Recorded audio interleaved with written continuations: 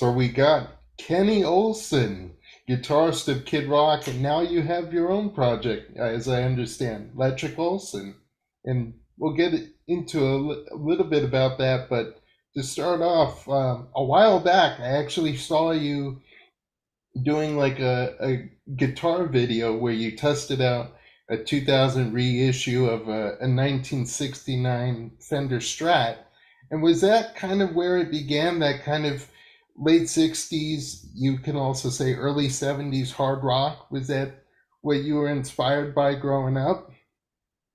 Well, growing up in Detroit, I think everything from the Motor City, Motown, to Detroit Rock City, the even in that era, I mean the sounds, yeah, it all kind of poured into me. I think along with the British invasion and everything else, it was I was, you know, even at a young age was exposed to a lot of different kinds of music, whether it was I was very influenced by a lot of the old blues artists, even jazz and R&B. I did a lot of imitating R&B singers on my guitar. So, because my favorite guitar players were ones that made their guitar sing and had found their own voice in the guitar.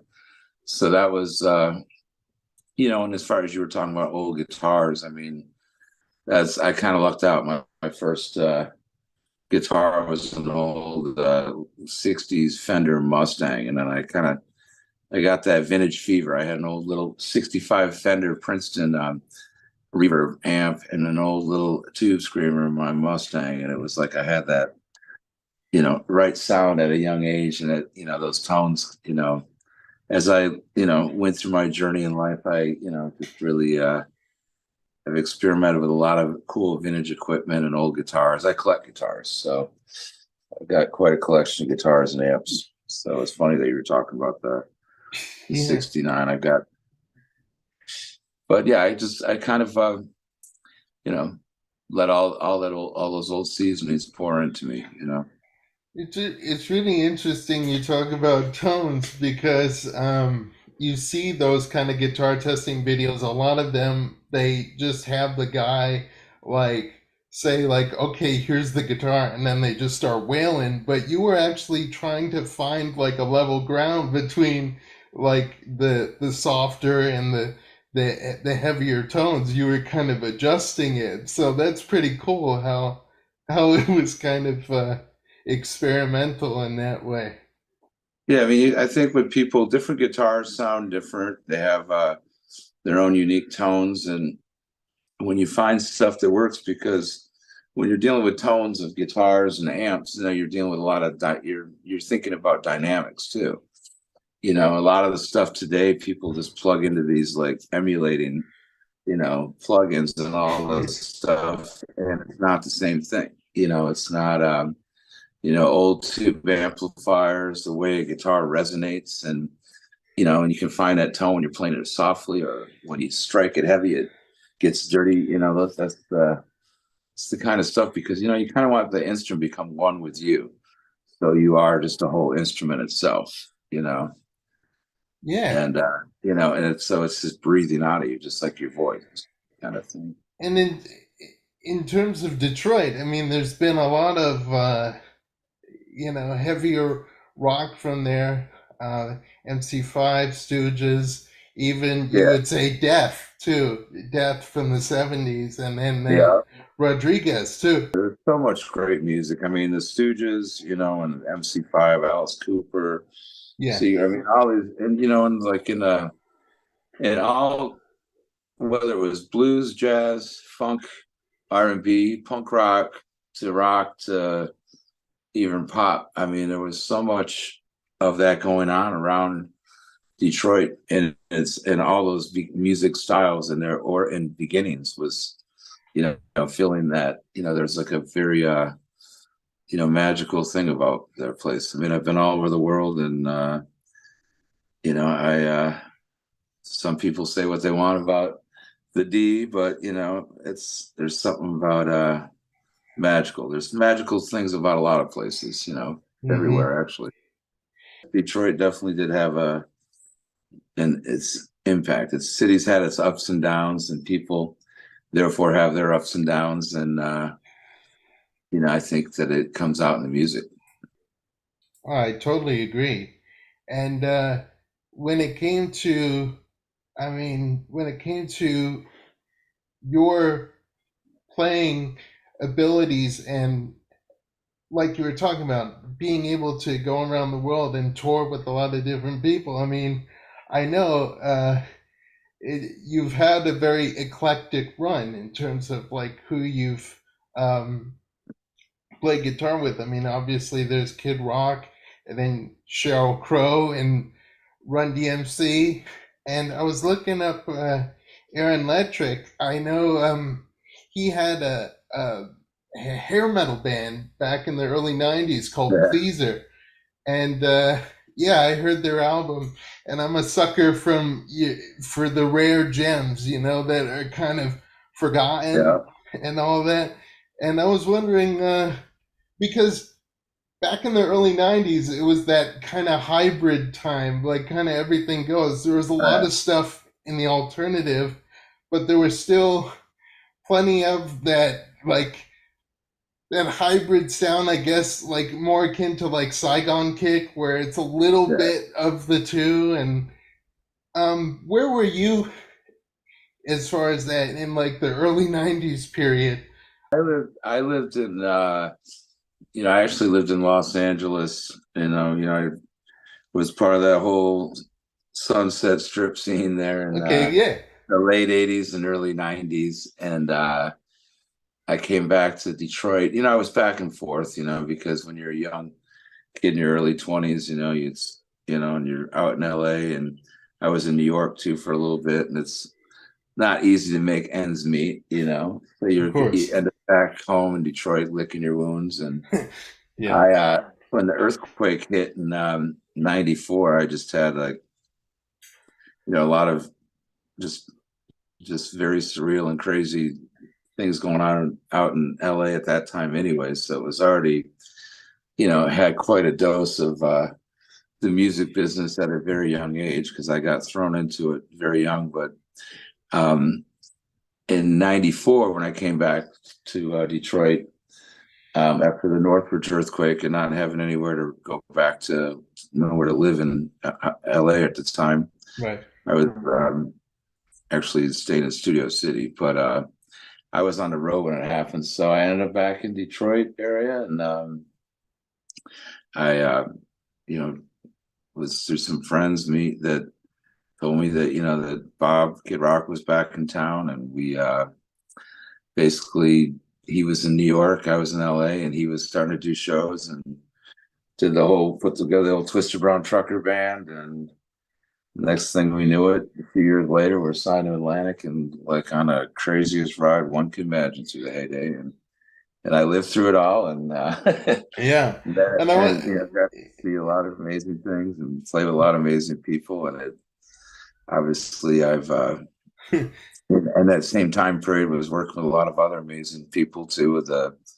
Experience Hendrix tour, and Yeah, yeah, and Les Paul and all these different people that a lot of R&B and hip hop to rock people were having me play on their records. And it was cool to be part of that era, because it was an era where in the '90s for a while it was almost not cool to have a guitar solo in your song or something. And then yeah, we were able to come out and just do whatever we wanted. I was yeah, playing whether I wanted to do something swampy or totally yeah, tripped out after rock or something just dramatically. We were able to do all that without being categorized, and we were able to yeah, tour with everybody from Metallica to Aerosmith to Run DMC. I mean, I remember us doing shows with Jay-Z and people like that, and it was Jay Z back then was like yeah. whole different story. Jay-Z was well, we did a thing with him. It was when he first he's a great guy, amazing talent. They had did the Hard Luck Life thing, and they were we were always kind of blowing up like that era. And Jay-Z had been around for a while, but um obviously Run DMC and some of these other bands, because it was cool that we were had those able to do the rock thing, but we also had our love for the whole hip hop thing too, and Yeah. just to be able to hybrid it all together was, really cool. And eventually, as the band, as we made records, and later on, and after the success of like um, Picture and songs like that, we, just kind of, I don't know, as it just kind of evolved, and like I quit after the live album, so it Hmm. just kind of it's like every artist, everybody evolves and members change, so the sound changes, and it is. But Yeah. yeah, back then it was so cool because I remember we were talking about Jay-Z and Hmm. some of the other people that were around in that time blowing up. Like, I mean, that was doing that TRL era. It was like Oh crazy. man, yeah, yeah.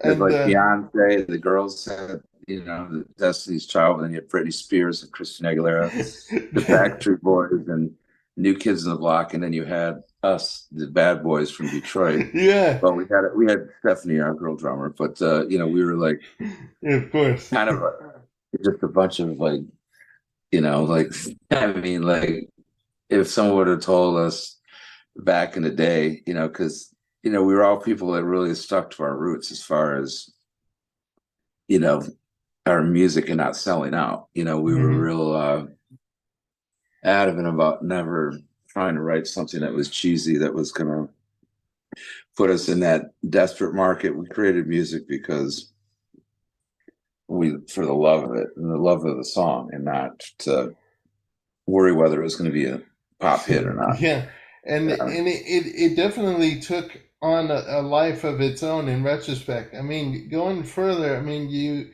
um, you mentioned the Twisted Brown Trucker Band. Now, um, when you met Kid Rock, was that when he was doing like strictly rap albums, or was he thinking of like yeah. transitioning into the rock sound? He was definitely trying to. He was transitioning, and he was starting to have some people come around and play with him, and incorporate a few like live instruments with a lot of that was going on. I was doing that in LA. Like I said, been it's a lot of fun for me to take, especially with hip hop, and because like R&B, I learned from a lot of legendary R&B players from Detroit area, but like hip hop, I love taking like just some badass rock riff that had a total groove to it, and then like making all these parts. So we were both in that mind frame of what we wanted to hybrid and what we thought was going to start, what we really wanted to go with it. And we both had experience doing it. And, the Devil Out of Cause and those albums, a lot of stuff, we just, really came up with a lot of that stuff and created it. Didn't overproduce it. We didn't overthink it. A lot of stuff, our first takes. We'd use little cheap amplifiers on purpose. And even when we'd have, all these walls of every major kind of amp or vintage amp you'd want, but still sometimes it was funner to take a little, $40 amp or even like a 50-year-old amp that could only stay on for 5 minutes before it overheated.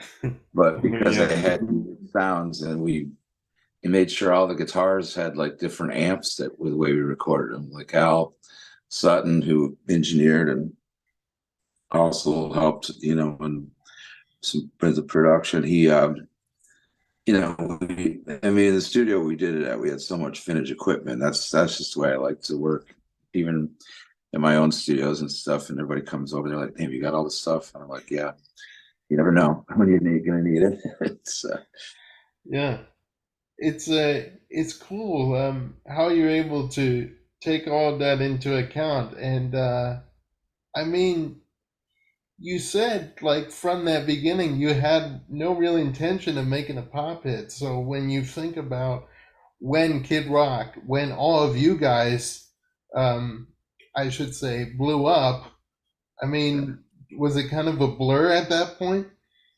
yeah. I mean, we had this, we call, people call it ear candy, where you get that or eargasm, where when you've got hooks to songs that are just, but it's not about the money. It's about something that, everybody's going to embrace, even as a Mhm. musician, So at that point, you were like really set on, you know, like crafting we that. were, I liked what we were able to do is because of the people even involved, just we had a sound, so it didn't really matter whether we were doing a folky song or a funky song or something that was got a funk vibe or a metal vibe or rock vibe, blues vibe. It didn't really matter because it still sounded like us because we still somehow, and that was one of the things that I really like and respect the most about even with other bands and with our band was that when you have, doesn't matter what you do, it sounds like having Mhm. your own sound and voice is, you know it definitely makes it much more real. And then when you put it into the stuff that you're doing now with Letrick Olson, that's like a continuation of that brotherhood, essentially. Yeah, that the Electric Olson is it's a project that Yeah. 'cause I have a lot of stuff I'm working on right now, and I've got my own album I'm doing. I've got a documentary, Beautiful Mistakes, a lot of featured special guests, and Hmm. and I'm also in a super group out in LA. Think X Thing with Steve Perkins from Jane's Addiction, and Norwood Yeah. Fisher from Fishbone, Scott Page from Pink Floyd, and we have Roberta Freeman, other special guests like Derek Day, and so I've been doing all these different things. And Aaron, lost Willow, who she was so dear and special to him, and she, was killed in a car accident. And years ago, Aaron and I and along with Jason Hartless and Kevin Chown and some other, it was like a Detroit super group that did this cover of Zeppelin. And I've known Aaron for years. I mean, we've known each other a long time. All of us in Detroit, have that family bond. So we did that, and and Aaron's a great singer, and the song came out really cool. And it's like, yeah, we gotta, we always talked about, yeah, we should do some, do another one. Let's write some stuff. And unfortunately, for under the circumstances, and Aaron came and said, I, lost, he told me what had happened, and Willow was killed by a drunk driver and all this stuff, and he had this song, and I was like, wow, this is heavy. This is heavy more, and obviously heartfelt heavy. And so he came to us, and like Jimmy Bones, from other my fellow band members still with Kid Rock, but he's along with Jason and Kevin, and we took Aaron's song and took it to another level, helped him with some of the production and arrangement, and just did my guitar thing on it. But it was one of those songs that, when you record it, it just, you go to another place. Like when I played the guitar solo, I don't even remember doing it. And it was like one of those, it's a very heartfelt song. And we've talked about, obviously, when you got guys like myself and Jimmy and everybody who's got a lot of stuff going on, we're definitely plan on embarking and making some more music. But I mean, this song really um, kind of stood out by itself, and that's why. And the people that had heard it and the video that was created around, everybody's like, this has got to get put out. It's like, okay, because I mean, it's we did it for all the right reasons, for him to and her family to have some healing and closure, and and I was honored to be asked to be part of that. It's like songs like Only God Knows Why. And people come to me all the time and say, like, we had your guitar solo and Only God Knows Why playing at so and so's funeral, or when I was in the hospital, or it got me through this. And, I dealt with this, that. And, I'm more of an uplifting kind of person, but, but everybody has their ups and downs. So I'm also able to really feel that pain when I record those kind of songs as well. So it brings out a whole other side of you. There's different kinds of music that bring out different kinds of moods in you, where you got to kind of think, how you're gonna, what you want to bring to it. Is it like, does this song need a sativa guitar part, or does this song need an indigo guitar part, or does it need a hybrid Those part? different. Does it need that kind of like boundless energy, or does it need something more subdued? And yeah, I Yeah. know. So it's when they so yeah, there's there'll be more songs. I mean, I hope that people like get a chance to hear this one and see what the video was cool too. Silvio Ciccone, who's did the video, and he's also there's a lot of people that got involved with making of the song. I mean, originally our friend Chuck Alkazian, is the great recording engineer musician. He was involved. Silvio was involved. It was sent off. It was mixed. Out kind of out of the country when it was mixed, and it was a lot of I don't know, a lot of people put a lot of love into it to show their support and what Aaron was going through, and and it it's a great song. So that's why everybody was adamant about getting it put out, and I was like, Yeah, if it's so I'm really excited that it's being out, and everybody that's heard it really loves it, and it's like I said, there definitely will be some more, and I got all kinds of other stuff coming out as well. So it's yeah, I'm got big plans for the near future, yeah. and I got a lot of unreleased material that's I think is better than anything else I've ever done, and no one's even heard it yet. That's really good. I mean, I got gems and me, and even like Eddie Kramer did together.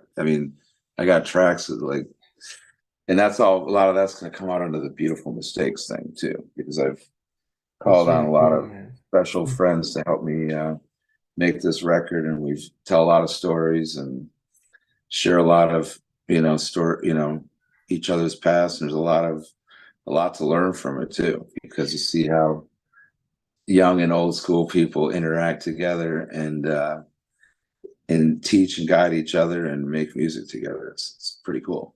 That's very well said. And you're obviously very well connected with so many familiar names that I recognize. And um, it's interesting you bring that up because even through such a hard and tragic circumstance like Willow's passing, you came together. Now, was that instant, like the connection as far as the writing process? Like even after that, there was no painful, like, second Well, guessing or anything. It was just instant connection right there. yeah, I mean, Aaron, I think after, because it's been over a year, and Yeah. him going through it firsthand and being, losing someone so close that was part of his life. I think I'm not sure exactly when he started writing it. Hmm. Um, he brought it to me. We started working on it. I guess.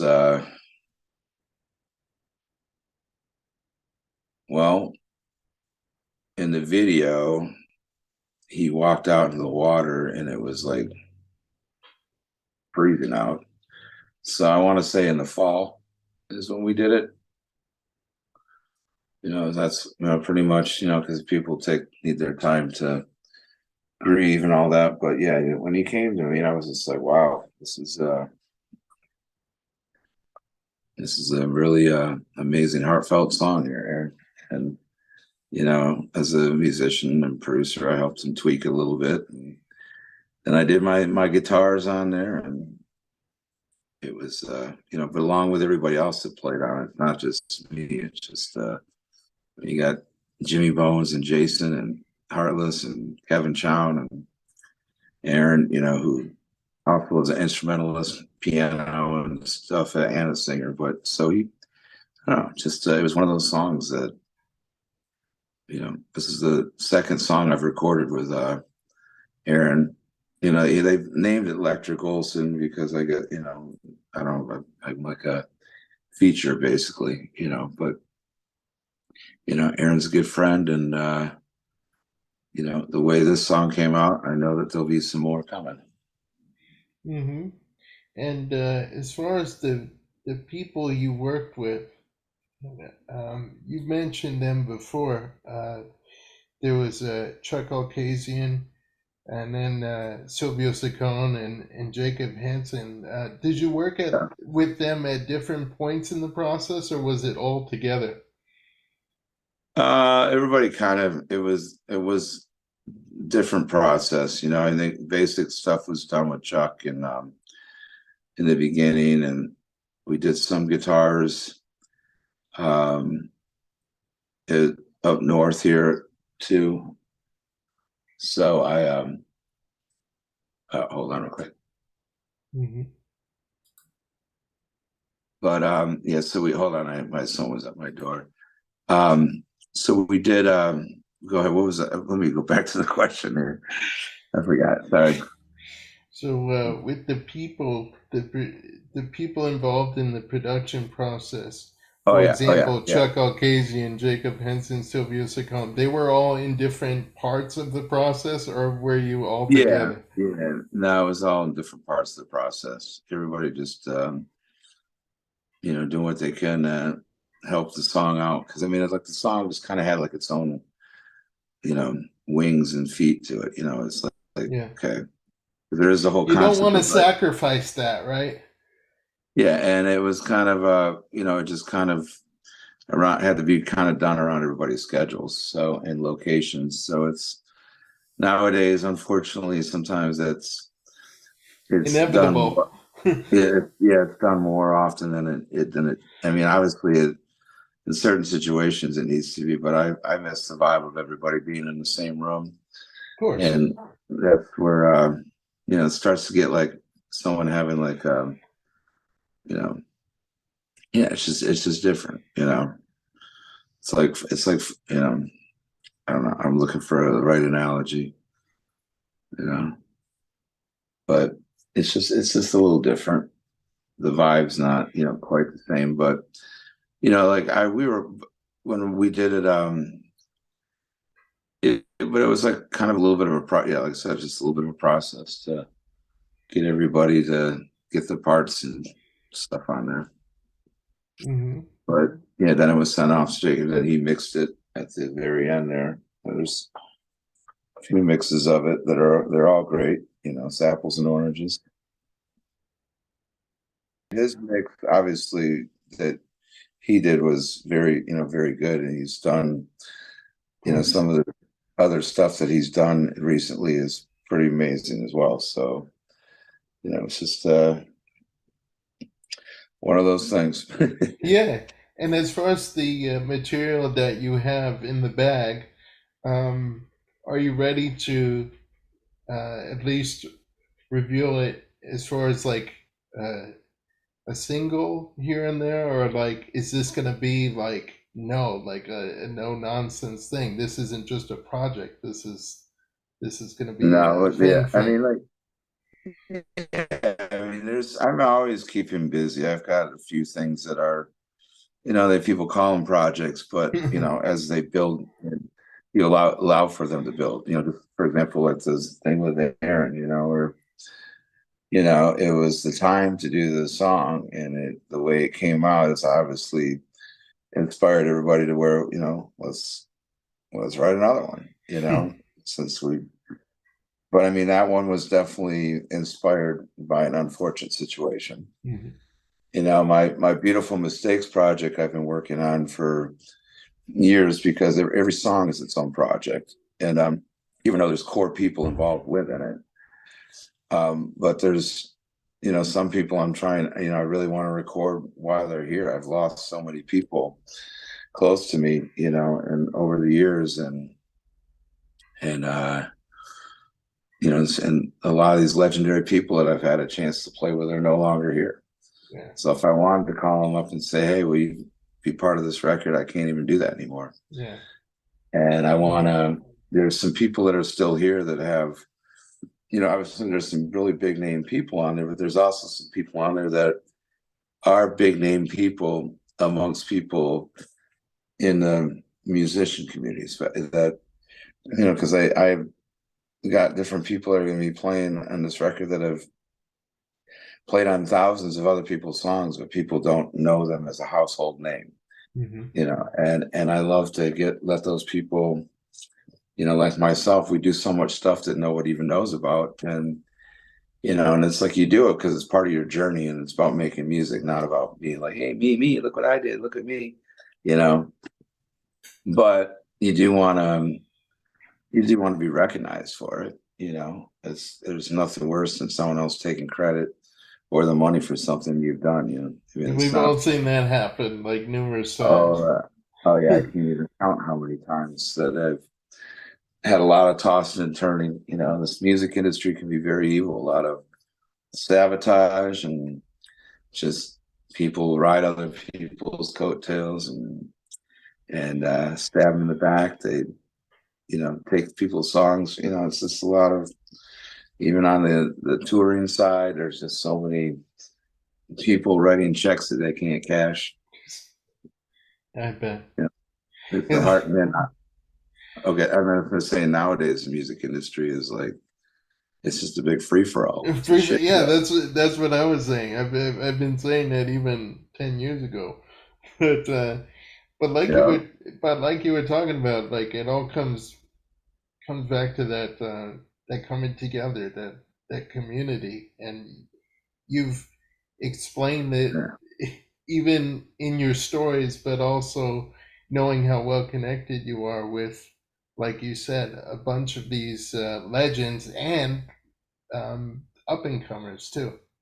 yeah, yeah. Because I do a lot of producing as well, and I'm still, got plenty of years left in me to be making music myself, and Plenty of years but left to grow too.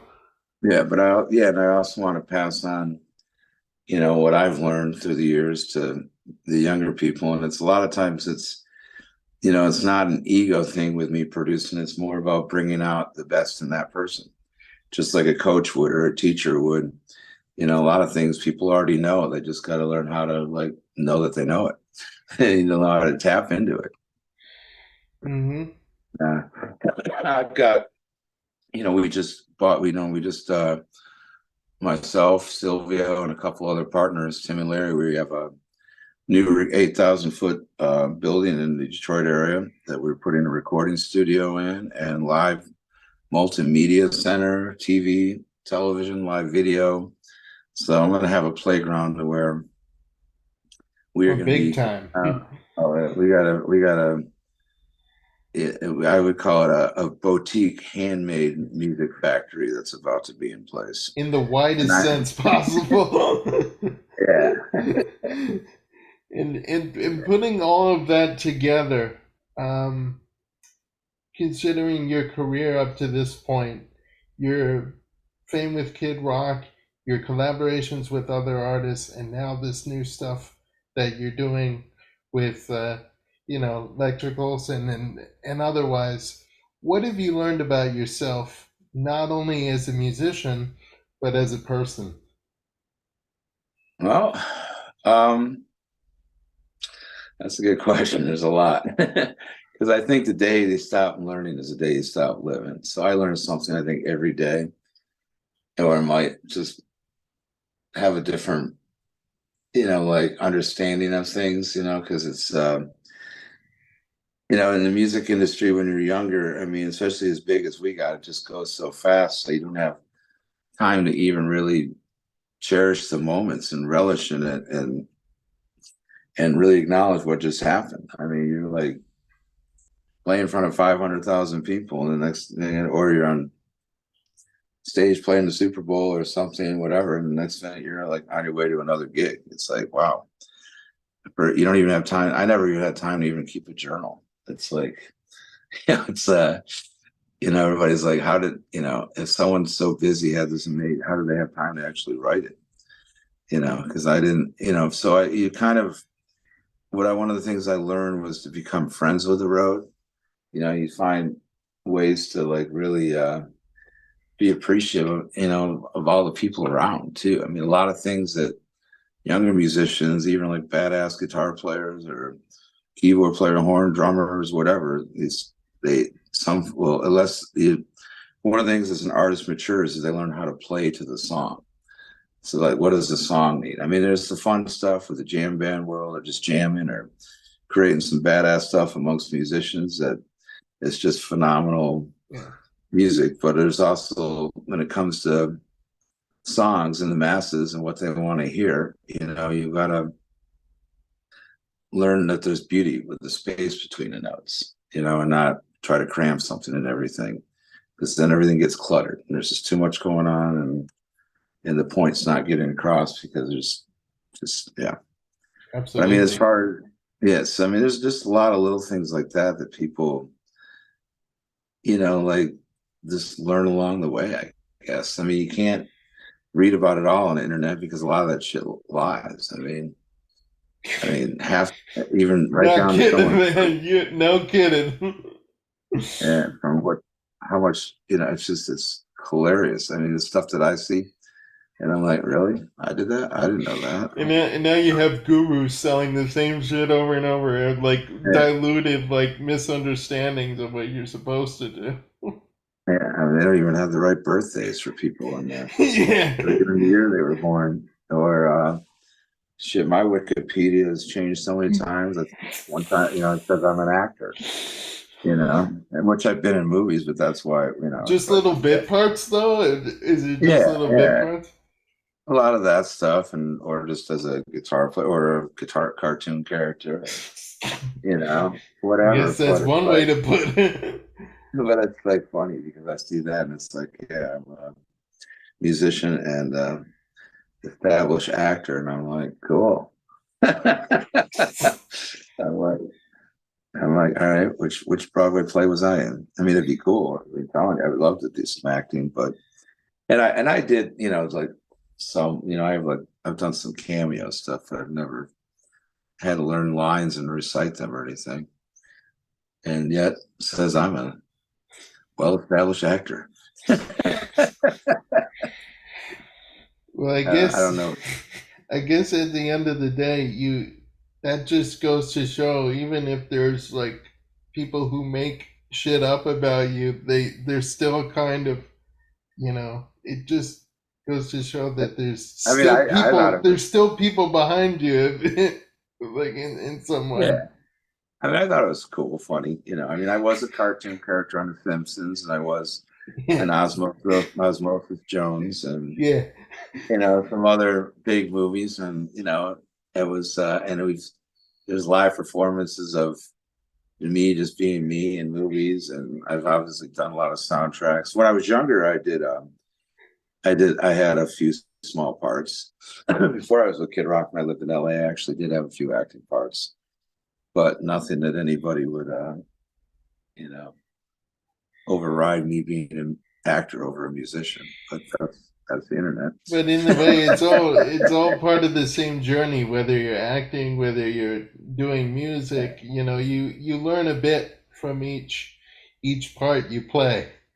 Yeah, I mean, I think there's something to learn to everything about life. Whether it's, even I just, yeah, I try to learn something new every day, and I think by giving is how people really, when you really, I mean, there's things you can learn or tell yourself, but then there's things you can learn and actually start exercising what you've learned. And Yes. I think there's a difference, because I've learned a lot of things I thought, but then I forgot that I learned them. Yeah, yeah, yeah. So it's like learning something and actually and making that better in your life by it is we learn stuff. I mean, I'm always learning stuff every day about like health tips.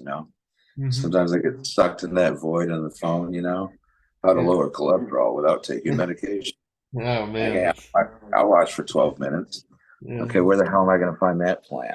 You You know? will go through, yeah, I'm going through that too. Yeah. It's hell. It's hell. But We got to, yeah, we got but you and I got to like charter a helicopter to the Alps and then to Italy and then down to South America then and all these other places to get all these different ingredients and yeah, yeah, bring them back and throw them in a blender and be like, yeah, we've got a cure. just like the music scene nowadays, it's a complete free for all. Yeah, and I think it's like I was saying the other day in an interview that um it's like if it's like all the fans from the stands have came down onto the playing field, and while the pros are worked their whole lives to get there, it's like everybody. I mean, I'm not saying that everybody deserves to have a chance to make music or Right. do whatever it is they want to do. I mean, but there's there. I mean, I just think there's a little bit of a kind of blows my mind that you get somebody that works their whole life at their craft since they were a prodigy as a youngster, Right. for example, and they do all this, but yet somebody in their dorm, on Adderall drunk comes up with some stupid little loop on their thing. And it's like, Then they and all take of a all sudden the they get glory. all these followers on there, and Yeah, then you got yeah. some guy that's like, you know, into hell and back, and even like, was just an insane story about their whole life that made them who they are and a chosen one to make the music they do. And they're not even being heard because there's so much just anything gets put out there. And it's like, as long as it's got likes and the people know how to work it with the social media, then all of a sudden that becomes favored Yeah. over anything that anybody. It's like an ADD world. No one's making albums anymore. So that was one of the No. reasons, like when we put out, with Willow, Oh it's no. like, is there a follow-up album? I'm like, oh yeah, well, we're always working on, I'm always working on songs, that project, this project, but I have albums that from beginning to end that I'm very, very proud of that I haven't even figured out, made sense of how to put them out, you know, Yeah. and market them properly and having them be heard and not just give it all away. It's how does one even do that anymore? I've been doing this. I've been signed since I was a teenager, and I don't, at this point, if somebody said, Kenny, what do you advise? I can advise in a spiritual way or making music way and all that. But if someone asked, give me a crash course and how I can take my music and put it out there the best way I possibly can and do the right thing and not get screwed over You and not get become hurt an by people. internet meme. You just become an Yeah, internet meme. That's the fastest way. yeah, it's just crazy. You know? Yeah. But lastly, anything you'd like to say to your fans? Well, I always, I've fans in my family. Without people wanting to hear me and be around me, I don't know what I would do. So I thank everybody for all the love and support, and I hope that all the new stuff that I've been working so hard on, and the stuff that I've worked so hard on, and the stuff that was created out of a lot of ups and downs, I hope that it, as much of it as I can, gets heard, that get it out to everybody and they can hear it as it comes out. And if they're a little patient with me, we got this new studio and we are wiring things up, and we're going through my archives as I'm making all this new music in the same process. So I really, I plan on like making it rain with songs, like at a strip club, but with songs. Make it rain. Here's another one. Here's another one. But I don't want Perfectly said. Perfect. This is a perfect. to. Yeah.